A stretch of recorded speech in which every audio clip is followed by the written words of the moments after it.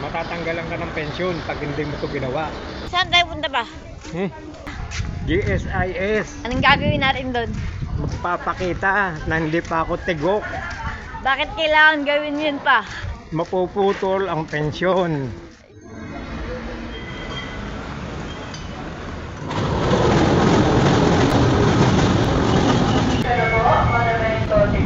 Paparating na sa Hill Puyat Station.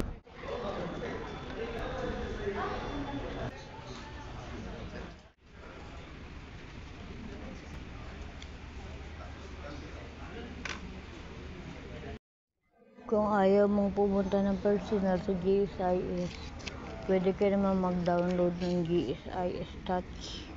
Tapos may instruction yan. May facial recognition doon. Magsa-selfie ka para hindi mo na kailangan pumunta personal sa GSIS.